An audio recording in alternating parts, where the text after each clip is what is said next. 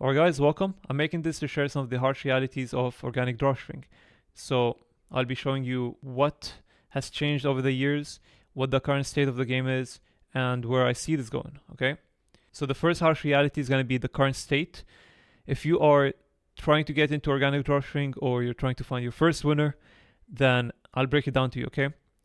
Currently, it's actually the easiest time to get started, but then also is the easiest time to get fallen into the wrong route. Okay, so there's three routes to get started with organic dropshipping in 2026. The first route is pump and dump, which looks like a brand. Okay, so you're finding a normal product which has actually some potential, but then because natural selection forces everyone to adapt and find a way to survive, which is by creating a brand. That's why these pump and dump has to look, they need to disguise as a brand to build trust in a competitive market, right?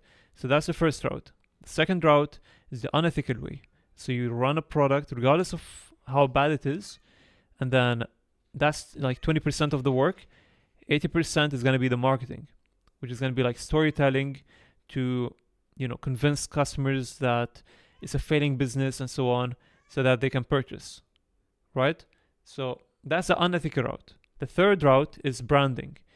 Again, I truly think the only way to make it out of the organic space, the trenches, is by creating a brand and then doing like a hybrid approach of organic and paid ads, which is branded, of course.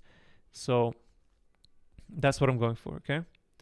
The second harsh reality is the shiny object, so the views. This is in particular important to beginners. So every single beginner falls into this problem where they would go on their burn account and look for content that's going viral.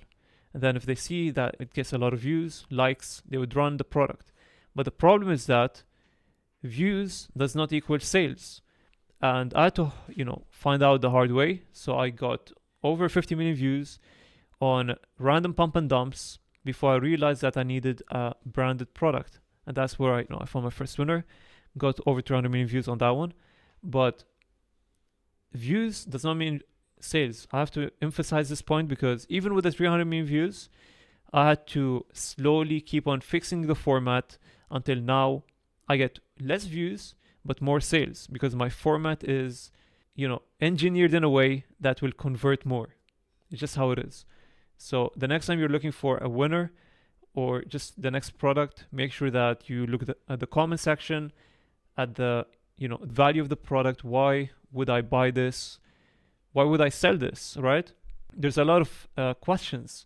I could give you like a few points. So it needs to have a lot of angles. You don't want to run a product which could only be targeted towards one passionate niche or one angle because at that point you have if you want to compete with others, you're competing on that one angle. You cannot really change the angle, right? And this actually takes us to the next point, which is the best way to compete with others is not by finding untapped products. Okay, one harsh reality is people think finding untapped products is the best way to be the first at something, right? But the reality is it makes you waste your time because you end up competing with yourself. You have no competition to take ideas from or to compare your work to, right? There's no standard you're comparing yourself to. So that's, from the marketing perspective. But then the product perspective, you don't even know if the product is a winner yet until you go viral or, until you build some demand over that market. I'd rather go into a warm market, a red ocean, and then carve out a section out of it, which we call the purple ocean.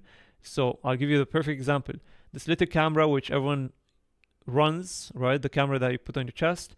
I actually ordered this like 13 months ago, and until this day, people like to run it because of the fact that you could run it for different angles.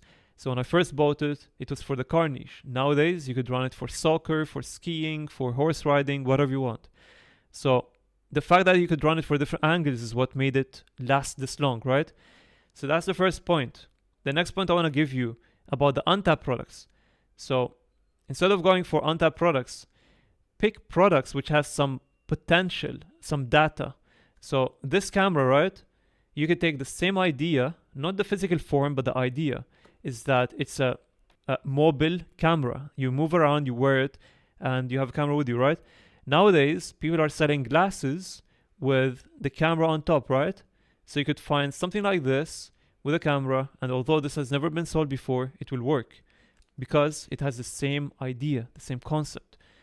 And that's what works. It's not the physical form, it's the idea, the concept. So this is really important. The next point, the next harsh reality is around stitching, okay? And mindset in general. This is really important. Mindset is everything. If you are going to wear your mind, especially as a beginner, and I see a lot of people doing that, they open up YouTube, they see their favorite guru that's making 10K a month or 10K a day with stitching, and they follow what they say, right? Which is steal other people's content, put it on Facebook, do this unethical route of AI, and then print. The problem with this is that you're relying on other people's content, so you're building, success on laziness. So you're not actually building skills, and your mindset is, it's not following up with what's actually going on, right? So you may be getting sales here and there, but the moment Meta, because Meta is actually the only platform which allows this until now, so the moment they patch this, just like TikTok did, then you're back to zero, right? So you're better off building your foundation from now, your skill sets. And that's what, I'm not gonna lie, it took me a while to understand this, by the way, because sometimes you have this doubt that it's all about security, right? Like safety.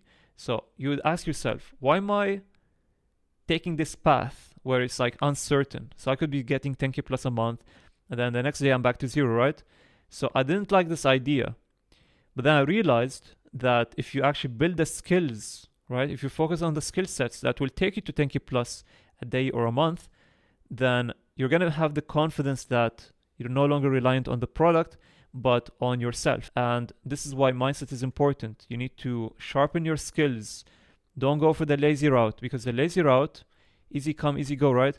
If you get a lot of views now, a lot of, sales, the unethical route especially, you're more likely to get a lot of chargebacks, right? Or like a cease and desist from your competitors that you're stealing their content. This goes on. So you're better off learning the right, skills, building your own thing.